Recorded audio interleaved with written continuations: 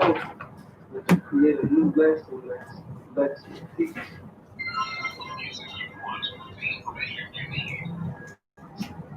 Yes, London, we're back. We're back. It's the doctor's surgery on here until 11. If you're just tuning in, welcome. To the doctor's surgery, Britain's first current black of sorry, Britain's first black current affairs show, dealing with all the issues that have been in the media over the past week, um, nationally and internationally, that impact on us as a people. Looking to debunk any of the misinformation, and and highlight any of the information that is being given out there within the national and international press and media, as well as to have active discussions around the points raised, so that we keep within bounds. It's not about my point being the right point.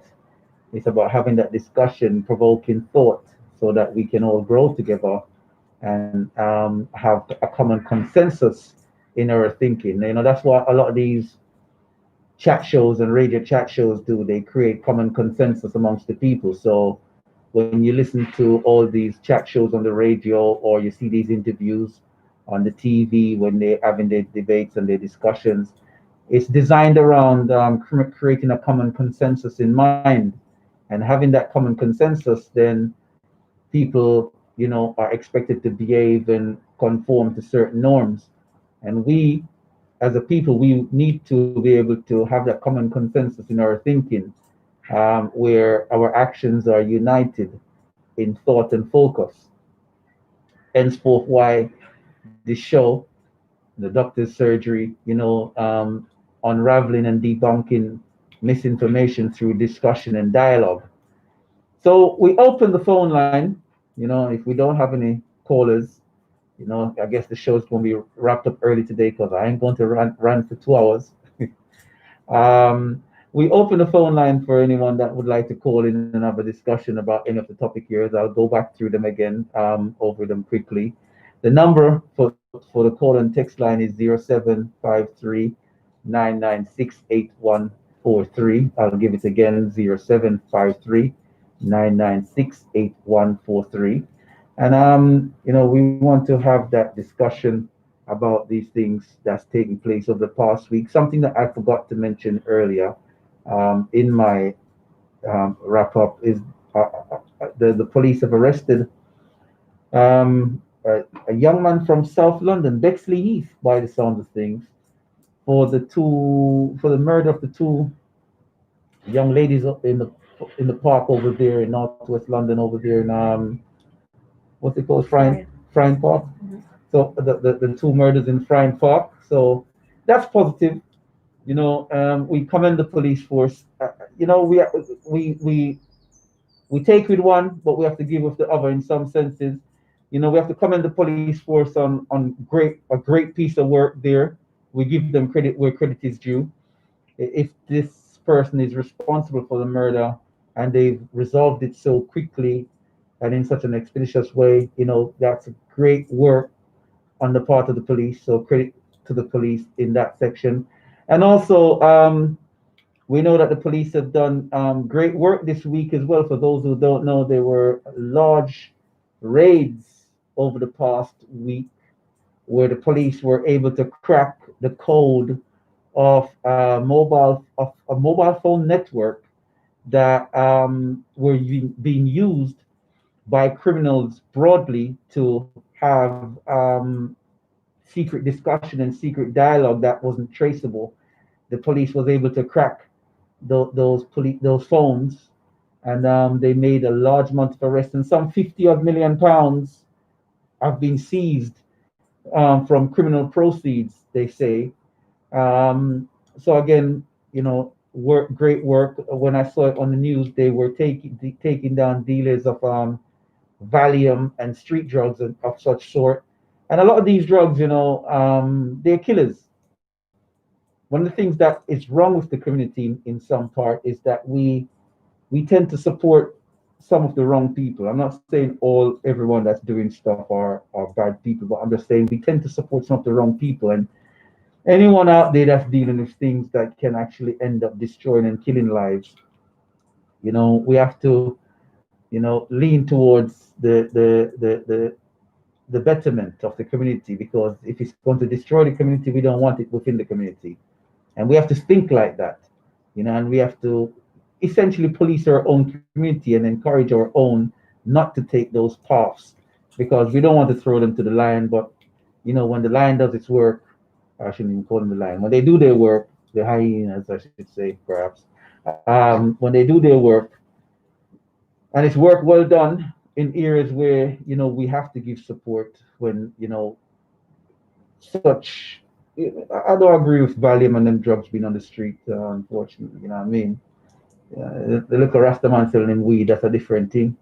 But the hard stuff that destroys and kill lives, we have to give credit where credit is due. So, so a couple of pieces of good police working marred by one incident of police racism over the past week. So we have to highlight that one there in that sense. Call back. We'd love to hear from you again. So we're gonna open up the phone line for discussion. Again, 0753 996 8143, 0753 996 8143.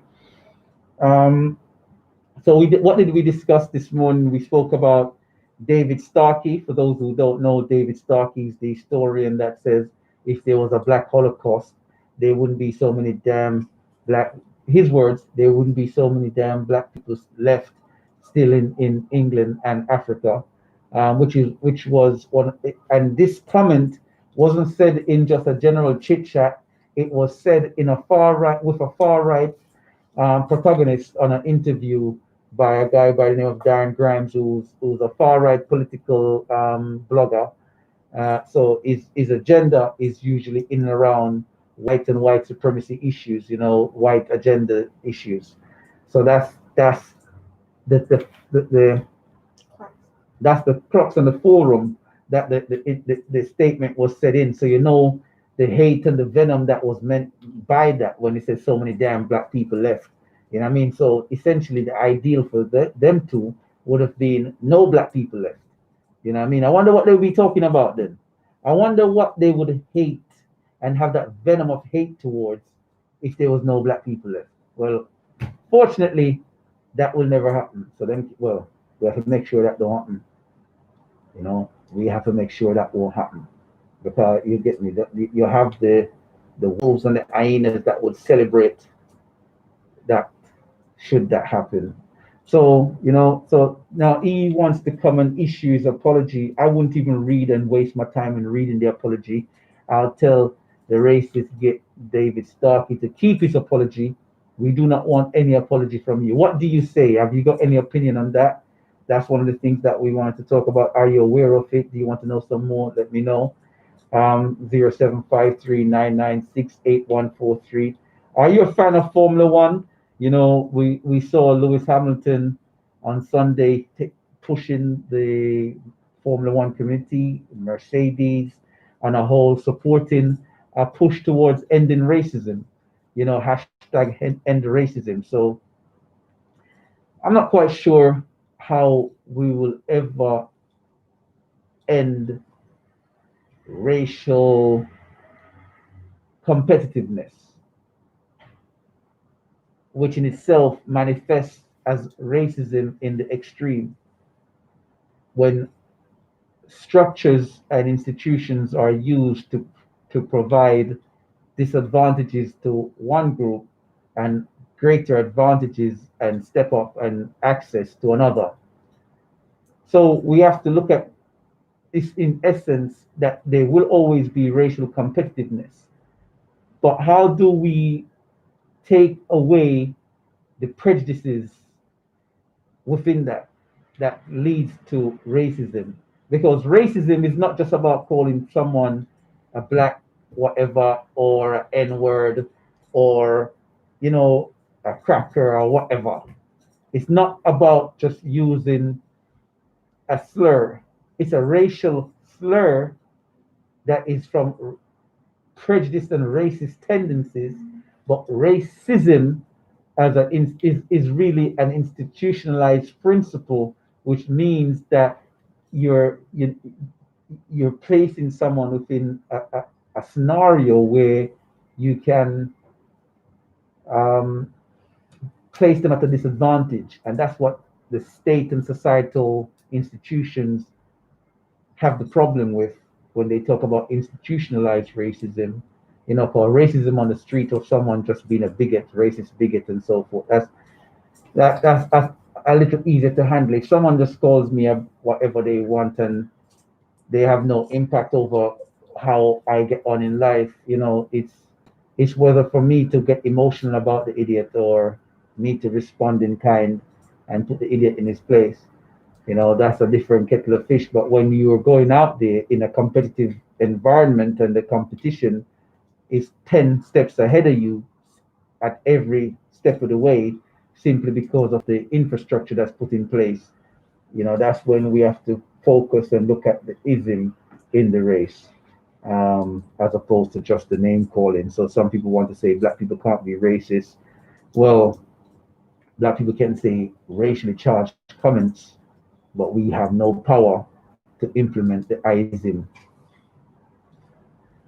And then, you know, we spoke about freedom of speech in terms of the push towards having a freedom of speech aspect of things that where we know all the British media are not allowed to discuss any kind of conspiratorial information around certain frequencies being associated with the COVID 19 virus.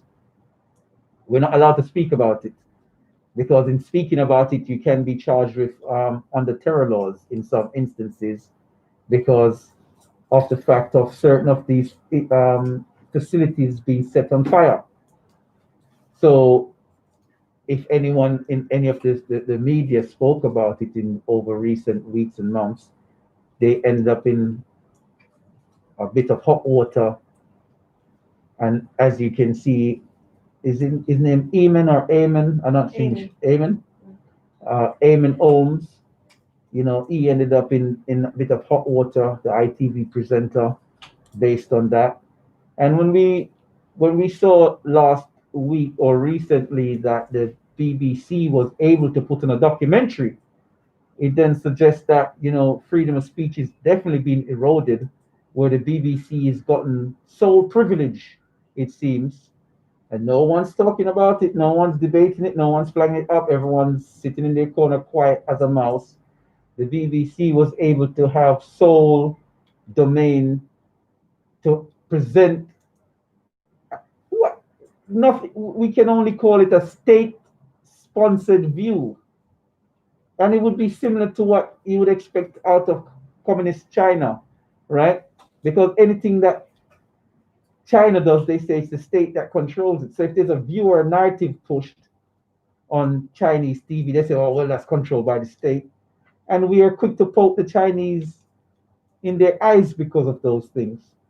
And I don't live in China and I don't back China, you know. Nonetheless, we have to, you know, when we point a finger at someone, there's three pointing back at us, right? They say that's the saying. So if there's three fingers pointing back at us and we're saying state-sponsored information in China, then a lot of these things that are taking place in the UK right now with the restriction and what can and can't be said, then creates a state narrative. And that state narrative is, you know, we have to look at whether is it because the state is protecting its people by making sure that the correct information is shared, or the state using an agenda. That's a whole another debate. And that's not my point here. The point is that it's still a state narrative and no one else can say something so that the establishment or the functionality or the ability to have that freedom of expression and freedom of speech is being eroded within this country within this year of 2020, so much so far more than it previously was. And that's something that we have to watch because we claim to be a free, a liberal, and open country to the freedom of expression and speech. But it seems like the only thing you're allowed to be is you're free to express your sexuality, and you're free to express your everything that fits within the narrative, but you're not free to think the way you want to think. You have to conform to a nationalistic thinking and a nationalist position in that. And if you don't, then you're viewed perhaps as an enemy of the state in part. So that's something, we also can highlight. Um, we've rationalized that with the Katie Hopkins being banned from Twitter, and saying that we need to also be mindful that when one person is banned, quite rightly, for pushing racist hate and spewing racial hate, we need to chastise these people and remove them from, the airwaves. But then when we do that, do we also restrict freedom of expression all around again? Is that another debate in itself? So we have to know how we're navigating this. We can freely express what we want to express, as long as what we express doesn't express hatred or or encourage malice towards groups or specific people. Because we wouldn't sit here and start saying hate white people or hate the police or hate this or hate that. That's not what we're about. We're saying, we need to get things correct so everyone's treated the same way on a level playing field, so they're treated fairly. And it's not about equally, because if what I mean, equally to put that problem on me as well, because they're trying to make it equal treatment. And when I say that, you have to think about it in this way with that phrase equality. Why I don't really like it, I like the African term fairness, is that um, we have all these terror laws that came into being over recent years, since the 9/11 saga, and then 7/7 and onwards. And all these terror laws are creating and using these terroristic actions to then stifle everyone else. And I'm not saying it's wrong or right. I'm just highlighting that that's what equality does. When one set of people do something bad, it affects everyone across the board. Whereas fairness would have been only those within that criteria are affected. Everyone else is free to continue to be and do what they choose to do. But because society doesn't want to spend the time and effort to really put in that more appropriate infrastructure, they just blanket everyone by removing your rights. And so rights and freedoms have been eroded more so frequently over the last 20 years. And it's getting worse. So soon, probably in the next 5 to 10 years, Britain probably would be worse than communist China. People probably be wishing that they lived in China. And I heard a British academic stating that once. And you can clearly see the route and the path that things are on, And we also discussed the police. There was so much news over the week. The police stopping, oh my gosh, I've forgotten her name already. Bianca Williams. Bianca Williams and her partner, and the harsh treatment that they received, and the fact of the police stop and search is 4-1. And we compare that to the fact that the death rate in the NHS is 4-1. So wherever there's institutionalized racism, it seems to be 4-1. So what on the things that we was highlighted is, can there be some clarity in terms of what does it mean for, and I've asked for it before in previous shows, what does it mean that there's institutionalized racism in the NHS?